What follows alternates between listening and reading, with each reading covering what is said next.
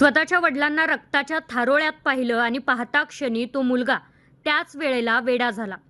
एखादा मुलगा आपल्या वडिलांच्यावर इतकं प्रेम कसं करू शकतो हा प्रश्न आता हे बघून प्रत्येकालाच पडलेला आहे. हा अपघात झालाय पुण्यातील चाकणमध्ये. ट्रॅफिकमध्ये बापाचा अपघात झाला आणि त्यामध्येच त्यांचा मृत्यू झाला. यावेळी हा मुलगा त्या वडिलांच्याकडे गेला. त्याने पाहिलं तर त्याचे वडील रस्त्यावरती रक्ताच्या थारोळ्यात पडले होते.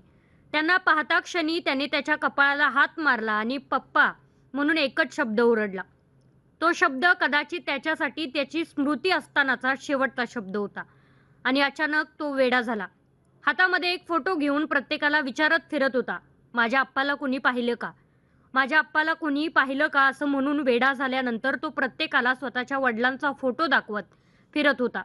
स्वतःचे वडील हरवलेले आहेत, तुम्ही त्याला कुठे पाहिलं का? असा प्रश्न विचारत होता.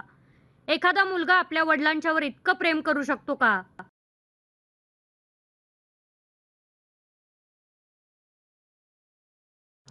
या प्रश्नाने सगळ्यांचंच मन हेलावून गेलेलं आहे. हा व्हिडिओ सोशल मीडियावरती सध्या मोठ्या प्रमाणावरती व्हायरल होत आहे. या व्हिडिओच्या पाठीमागचं सत्य नेमकं काय आहे याची कल्पना अद्याप कुणालाही नाही.